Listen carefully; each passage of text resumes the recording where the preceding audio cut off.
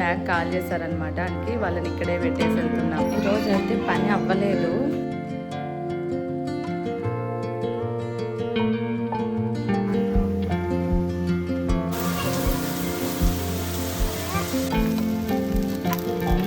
Hi hello welcome to Haima Telugu blogger. అందరు ఎలా ఉన్నారు? నేనైతే చాలా బాగున్నాను. ఐ హోప్ మీరందరూ కూడా బాగున్నారని అనుకుంటున్నాను.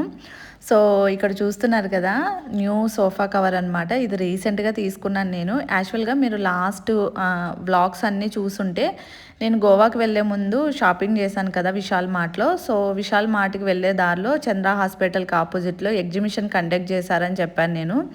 జస్ట్ అక్కడికి వెళ్ళినప్పుడు నాకు ఇది బాగా నచ్చింది అనమాట. అండ్ క్వాలిటీ కూడా చాలా బాగుంది.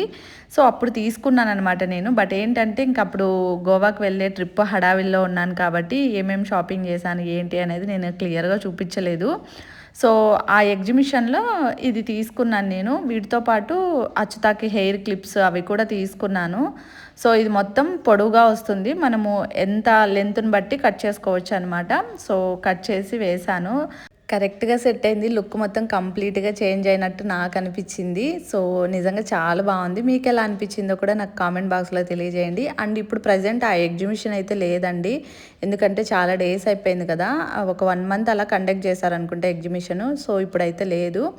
సో ఇక్కడ వచ్చేసి ఇంకా క్యారెట్ బీట్రూట్ జ్యూస్ అయితే ప్రిపేర్ చేస్తున్నాను. చాలా డేస్ అయిపోయింది అమ్మ వాళ్ళ ఇంటికి వెళ్ళిన తర్వాత అసలు జ్యూసే ప్రిపేర్ చేయలేదన్నమాట. సో వన్స్ ఇంకా ఇంటికి వచ్చిన తర్వాత ఇంకా ఈరోజు అయితే జ్యూస్ అయితే ప్రిపేర్ చేస్తున్నాను. అండ్ ఇక్కడ పయోద్ ఏం చెప్తున్నాడంటే నేను ఏమేమి వేసాను అవన్నీ చెప్తున్నాడు కానీ బట్ ప్రాపర్గా పాపం తనకి తెలియదు అనమాట. ఇంకా కొన్ని తప్పుగా చెప్తున్నాడు అనమాట.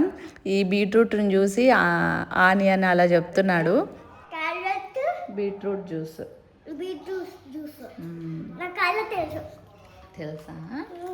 ఓకే. చాలా డేస్ అయిపోయింది కదా జ్యూస్ చేయలేదు కదా ఈ మధ్య. అండ్ ఇంకా జ్యూస్ తాగిన తర్వాత బ్రేక్ఫాస్ట్ అయితే ప్రిపేర్ చేస్తున్నాను. ఈరోజు బ్రేక్ఫాస్ట్కి వచ్చేసి పొంగల్ చేస్తున్నాను. నేను పొంగల్ని 2 రకాలుగా ప్రిపేర్ చేస్తాను. ఫస్ట్ ఇది వచ్చేసి నార్మల్గా అందరు ఎలా ప్రిపేర్ చేసుకుంటారో అలానే చేస్తాను నేను కూడా. అండ్ సెకండ్ ఇది వచ్చేసి ఇప్పుడు నేను ఎలా ప్రిపేర్ చేసుకుంటున్నానో అలా అనమాట. సో నేను కంప్లీట్గా రెసిపీ మొత్తం ఏం షూట్ చేయలేదు, జస్ట్ ర్యాండమ్గా అలా వీడియో తీసాను. సో నెక్స్ట్ టైం ఎలా చేసుకోవాలి ఏంటి అనేది కంప్లీట్గా వీడియో మొత్తం తీసి అప్లోడ్ చేస్తాను. సో ఏమీ అనుకోకండి, నిజంగా చాలా బాగుంటుంది, చాలా టేస్టీగా ఉంటుంది. నేను ఈ పొంగల్లోకి సపరేట్గా ఒక పొడి ప్రిపేర్ చేసుకుంటాను, ఆ పొడిని యాడ్ చేస్తాను అనమాట. సో దానివల్ల పొంగల్ అనేది చాలా టేస్టీగా ఉంటుంది. నాకు ఎప్పుడన్నా కొంచెం స్పైసీగా, కొంచెం కలర్ఫుల్గా, కొంచెం టేస్టీగా తినాలి అనుకున్నప్పుడు ఇలా చేసుకుంటాను. నిజంగా చాలా బాగుంటుంది.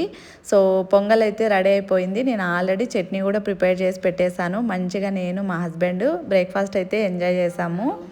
సో ఇప్పుడైతే మేము స్కూల్ దగ్గరికి వెళ్తున్నాము, పయోద్ అచ్యుత వాళ్ళ స్కూల్ దగ్గరికి. యాక్చువల్గా ఒక 4 days బ్యాక్ కాల్ చేశారనమాట. అంటే నెక్స్ట్ ఇయర్కి అడ్మిషన్, అలాగే school fee, uniform, books, so ఇవన్నీ మాట్లాడడానికి రమ్మన్నారు.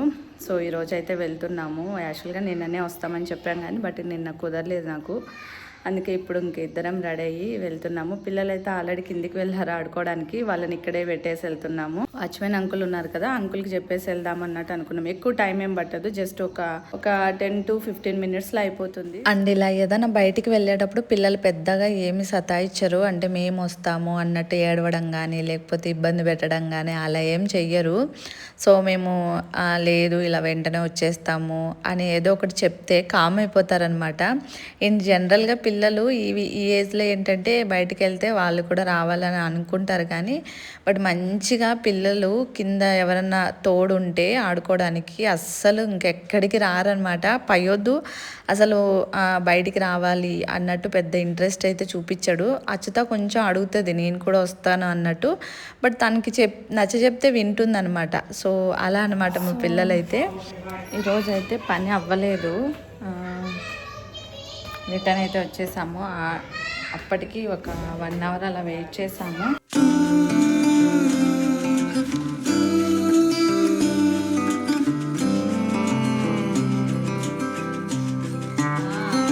సో ఈరోజు అయితే పని అవ్వలేదు స్కూల్ దగ్గర, ఇంకా రిటర్న్ అయితే ఇంటికి వచ్చేసాం. ఒక 1 hour అలా వెయిట్ చేసాం కానీ బట్ ఏంటంటే అందరూ బిజీగా ఉన్నారు. ఈరోజు ఏదో ఇస్రో సైంటిస్ట్ వచ్చారంట స్కూల్ దగ్గరికి బెంగళూరు నుంచి. సో వాళ్ళు రావడం వల్ల అందరు బిజీగా ఉన్నారు. సో వెయిట్ చేసాం. ఫైనల్గా ఇంకా అందరు బిజీగా ఉన్నారని చెప్పేసి ఇంకా రిటర్న్ అయితే వచ్చేసాము. ఇంకా కుదిరితే ఈవినింగ్ వెళ్ళాలి, లేదంటే రేపు వెళ్ళి మాట్లాడాలి. సో ఇంకా కుకింగ్ అదంతా ఇంకా స్టార్ట్ చేయాలి. ఆఫ్టర్నూన్కి లంచ్. అండ్ పయోది కింద ఆడుకుంటున్నాడు. అచ్యుతం ఇంకా మమ్మల్ని చూడగానే పైకి వచ్చేసింది.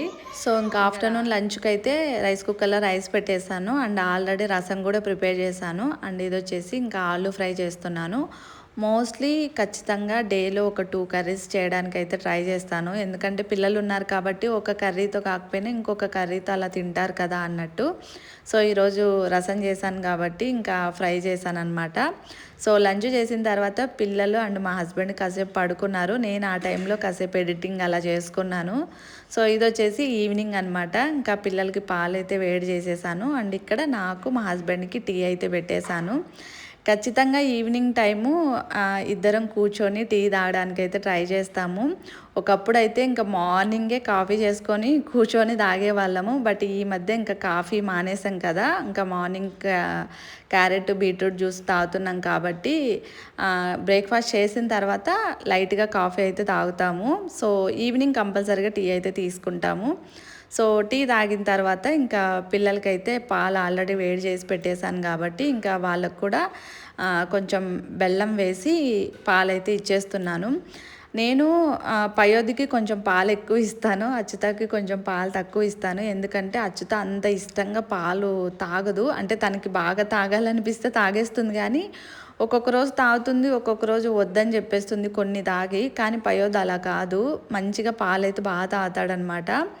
సో ఇంకా పిల్లలకి పాలైతే ఇచ్చేసాను. అండ్ ఇక్కడ ఈవినింగ్ ఒకసారి బయట చూడండి, అసలు సడన్గా క్లైమేట్ చేంజ్ అయింది. ఫుల్ క్లౌడీగా వర్షం పడుతుందేమో అన్నట్టు అండ్ మబ్బులు పట్టేసినట్టు అలా ఉంది. ఎక్కడో వర్షం పడుతున్నట్టుంది. చల్లగా గాలి కూడా తగులుతుంది, హెవీగా గాలులు వీస్తున్నాయి.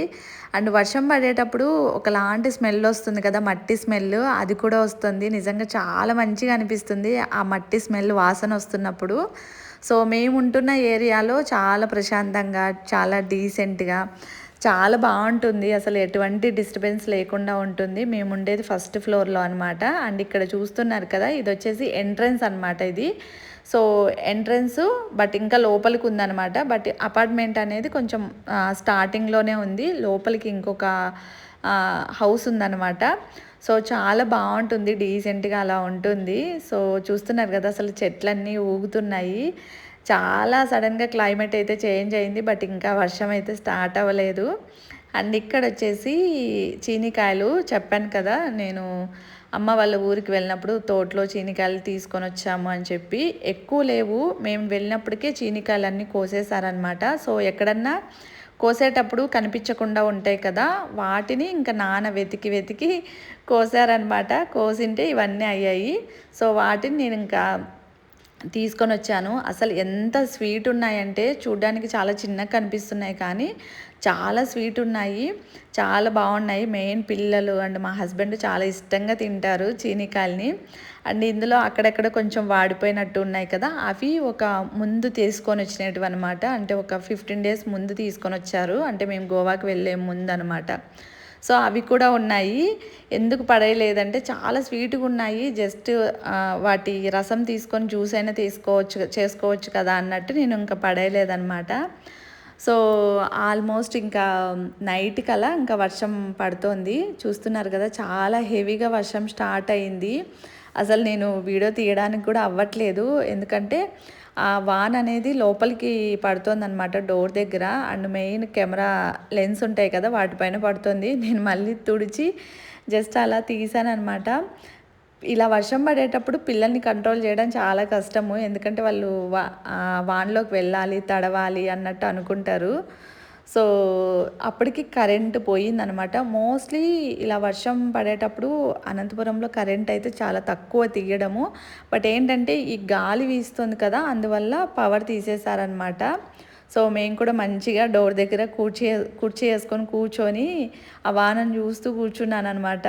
సో కరెంట్ వచ్చిన తర్వాత ఇంకా చపాతీ అయితే ప్రిపేర్ చేస్తున్నాను. నేను కరెంటు పోకముందే గోధుమ పిండి ఇదంతా కలిపి పెట్టేసుకున్నాను అనమాట. సో దానివల్ల చాలా ఈజీ అయింది.